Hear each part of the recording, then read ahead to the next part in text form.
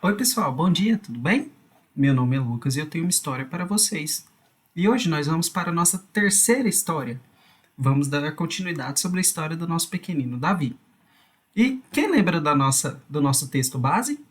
O nosso texto base está lá em 1 Samuel 16, 7, que diz assim: O Senhor não vê como vê o homem vê a aparência, porém o Senhor o coração. Vamos para a nossa aula. Depois que Davi matou o filisteu Golias, as mulheres de todas as cidades saíram comemorando o grande feito. Elas dançavam e cantavam com seus tambores e com muita alegria. Umas diziam: Saul matou seus milhares, e as outras respondiam: E Davi as suas dezenas de milhares. Foi a maior festa, uma euforia só. Mas preste atenção no que as mulheres falavam. Saul matou seus milhares e Davi as dezenas de milhares. Mas vamos pensar um pouquinho. Qual é a maior quantidade? Milhares ou dezenas de milhares? 1.000 ou 10.000? Isso não soou nada bem aos ouvidos de Saul. O rei se enfureceu e não gostou nada do que estava ouvindo. O rei falou: Para Davi deram dezenas de milhares, e a mim somente milhares. E o que falta agora? Ele ser rei? E Saul começou a sentir ciúmes de Davi. Desse dia em diante, isso não é nada bom. Já havia algum tempo que Saul se sentia atormentado. Davi era chamado para que tocasse harpa, e Saul se acalmasse, pois o Senhor estava com ele. Mas uma vez atormentado, Saul teve uma terrível crise de raiva em casa. Davi, como nos outros dias, dedilhava a harpa. Saul estava segurando uma lança e arremessou em Davi. Porém, ele se desviou da lança por 2 vezes. Saul tinha medo de Davi, porque Deus estava com ele. Saul o colocou como comandante de 1.000 homens, procurando afastar-se dele.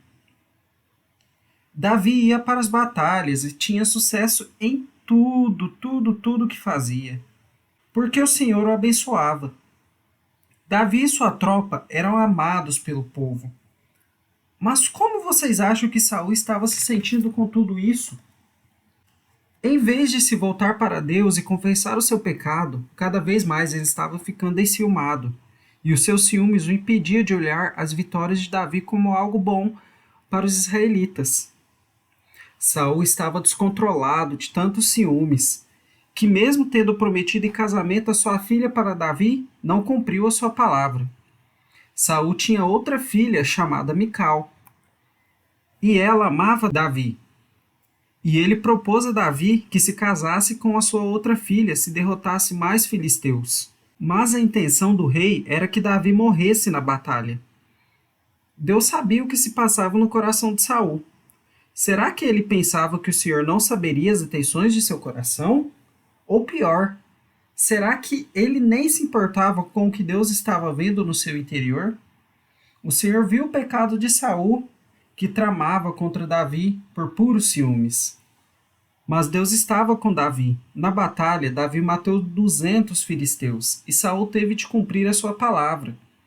Ainda mais furioso e enciumado, o rei reconheceu que Deus abençoava Davi e sua filha o amava. Saul guardava ciúmes em seu coração, e os ciúmes o levou a outros sentimentos terríveis, como ódio, engano e medo. Isso destruiu inteiramente a sua vida. Ele fez de Davi o inimigo para sempre. Nada disso impediu que Davi sempre tivesse melhores resultados em suas batalhas do que os outros comandantes de Saul, o que o enfurecia ainda mais.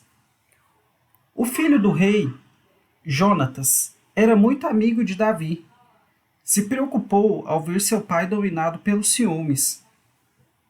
Ele avisou Davi do desejo de seu pai de matá-lo e disse que ficasse escondido. Enquanto isso, Jonatas resolveu conversar com seu pai. Sua intenção era fazer Saul perceber a injustiça que estava cometendo. O rei ouviu seu filho e prometeu que não mataria Davi. E Jonatas correu para dar a boa notícia. E ele não se escondeu mais. Porém, não demorou muito para novamente, após uma grande vitória, o rei se enfurecer e, mais uma vez, Ele quebrou a palavra e tentou cravar uma lança em Davi, dentro de casa, enquanto ele tocava sua harpa. Davi conseguiu desviar e fugiu. Naquela noite, Saul mandou seus guardas matarem Davi em sua casa. Sua esposa Mical ficou sabendo e ajudou seu marido a fugir, descendo pela janela. Davi escapou e foi a Ramá, onde estava o profeta Samuel. Ele lhe contou o que havia acontecido e como Saul agiu.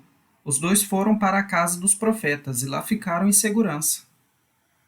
Como podemos ver nessa história, o problema de Saul não foi só ter sentido ciúmes e raiva de Davi. O problema foi que ele acolheu todos esses sentimentos em seu coração. E o que acontece quando a gente guarda esse sentimento no nosso coração é que esse sentimento ele começa pequenininho e ele começa a crescer dentro da gente. E ele vai crescendo e a gente às vezes nem toma conta de que isso está acontecendo.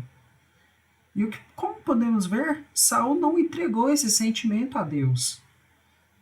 E acabou de vir na minha cabeça agora uma história, uma música, de que quando eu era criança, eu cantava na igreja e muitas vezes a minha avó cantava para mim, que falava assim: o sabão lava o meu rostinho, lava o meu pezinho e lava as minhas mãos.